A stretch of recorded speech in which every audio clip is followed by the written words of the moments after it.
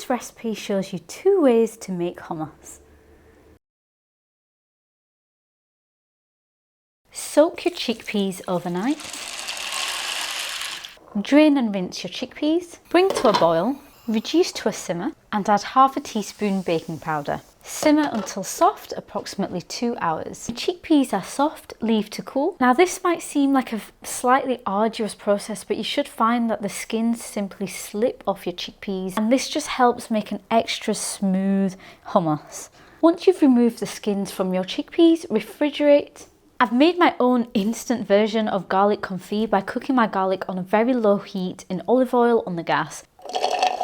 And blend with some ice or some ice water. The idea is you want to keep this as cold as possible to make your hummus as smooth as possible. I'm blending mine in small batches because my food processor is tiny, but you want to add some salt, cumin, a splash of lemon juice, some tahini and your garlic, and blend this together.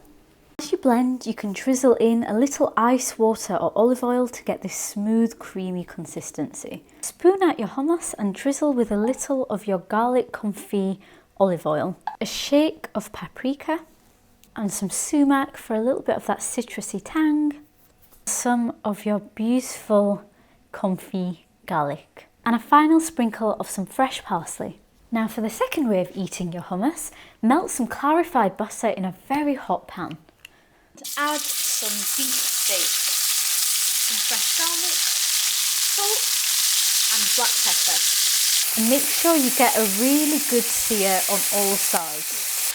And when it's browned on all sides, just pour this all over another bed of hummus. And to top it off, crumble a little feta over your meat and a sprinkle of fresh parsley or coriander and a pinch of sumac. Tuck into your hummus with some fresh homemade bread. I have a recipe for this as well.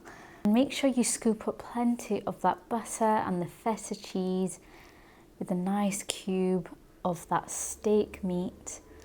And look at that.